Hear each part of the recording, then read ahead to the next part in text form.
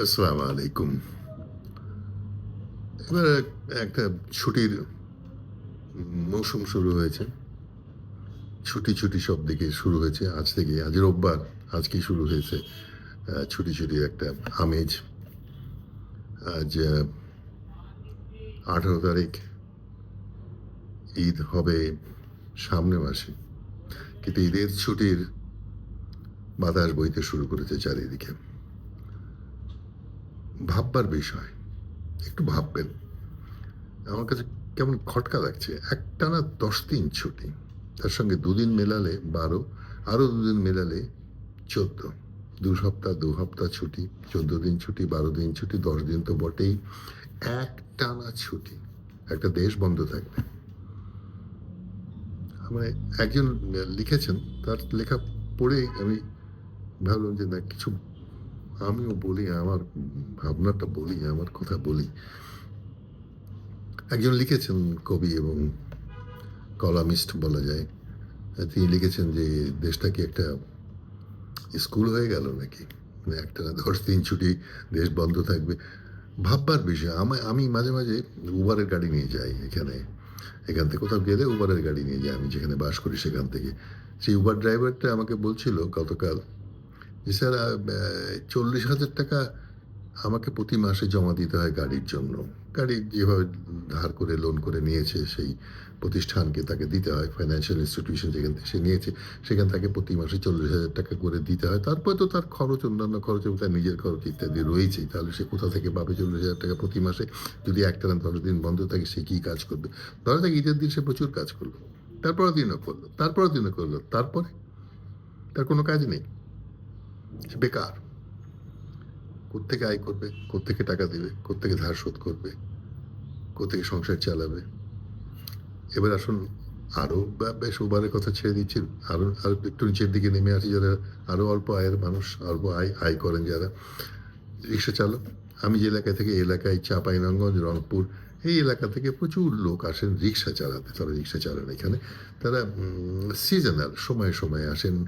ধান কাটার সময় তারা চলে যান। তারা মূলত কৃষিকাজই করে থাকেন, গ্রামে করতেন। এখন অভাবে পড়েই তারা শহরে আসেন এবং এসে একটানা কিছুদিন রিক্সা চালিয়ে বেশ কিছু টাকা হলে সেটা নিয়ে তারা তাদের গ্রামের বাড়িতে বা গ্রামে চলে যান। এখন তারা এবার ঈদের ছুটিতে কত টাকা নিয়ে যাবেন, কিভাবে কি নিয়ে যাবেন? ভাববার বিষয়। আরো অনেক কিছুই আছে। আমি একজন সিনিয়র সিটিজেন। আমি অনেক কিছুর মধ্যে আমার কথাটাই বলি। ধরুন আমার শরীর খারাপ, আমি হসপিটালে যাব। হাসপাতালে গেলে আমি কাদেরকে পাবো এই ছুটির সময়? ডাক্তাররা তো আছে, ইমার্জেন্সি আছে, আউটডোর খোলা আছে। জানি। আমার অভিজ্ঞতা আছে। আমি জানি কারা সেখানে তখন কাজ করে। তাদের তাজুর্বা কি, তাদের অভিজ্ঞতা কি, যারা সেখানে থাকে অ্যাটেন্ডেন্ট হিসেবে তারা কতটুকু জানে এবং তারা কিভাবে রোগীকে ট্রিট করে, ট্রিটমেন্টটা পরে আসবে, কিভাবে ট্রিট করে সেটার অভিজ্ঞতা যাদের আছে তারা জানেন। যারা সিনিয়র সিটিজেন, আ যারা মধ্যবয়সী, যাদেরকে হাসপাতালে যেতে হয় খুব শারীরিক কারণে, অসুস্থতার কারণে, তারা জানেন হাসপাতালের অভিজ্ঞতাগুলো কি এবং এই লম্বা ছুটিতে হাসপাতালগুলোর অবস্থা কি হবে, রোগীদের অবস্থা কি হবে, কেউ ভেবে দেখেছেন? এছাড়া আরো অন্যান্য বিষয় তো আছে, অন্যান্য দিক আছে, অন্যান্য জায়গা আছে, আরো ওয়ার্কস অফ লাইফ এর অনেক কিছুই আছে জীবনের, যেখানে অনেক ধরনের মানুষ বাস করেন। তাদের একেকজনের অবস্থা কি হবে? একদল লোক খুশি চাকরিজীবী যারা শহরে বাস করেন, বিশেষ করে ঢাকা শহরে বাস করেন এবং প্রায় ছুটিতে গ্রামের বাড়িতে যান। তাদের জন্য মহানন্দ। তারা ১০ দিন একটানা ছুটি একসঙ্গে ২-৪ দিন যোগ দিয়ে বেশ লম্বা একটা ছুটি কাটাবেন। তারা মাসের অর্ধেক তারা কাটিয়ে আসবেন গ্রামের বাড়িতে তাদের পরিবার-পরিজনদের নিয়ে। মহা আনন্দের বিষয়। এরকম তো ঘটনা ঘটেনি, আগে ঘটতো না। এবার ঘটল বা ঘটতে যাচ্ছে। এই যে শুরু হয়েছে এই সংস্কৃতি। এইভাবে চলবে? এটা একটা স্কুল হয়ে গেল, পুরো দেশটা একটা।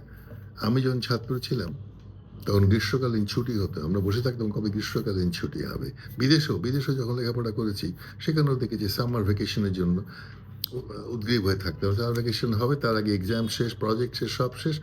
সামার ভ্যাকেশন হলো, চলে গেলাম। ৩.৫ মাসের জন্য আর ফিরতাম না ইউনিভার্সিটিতে বা ফিরতাম না। আবার ৩.৫ মাস পরে ফল সিজনে ফিরতাম। নতুন ক্লাস, নতুন জীবন শুরু হতো, নতুনভাবে সবকিছু শুরু হতো। স্কুল জীবন ছিল। ছাত্র জীবন ছিল। আজ গোটা দেশটা একটা স্কুল হয়ে গেল বা আর সব এদেশে ছাত্র হয়ে গেল। এখানে প্রাপ্তবয়স্ক দায়িত্বশীল নাগরিক আর নেই।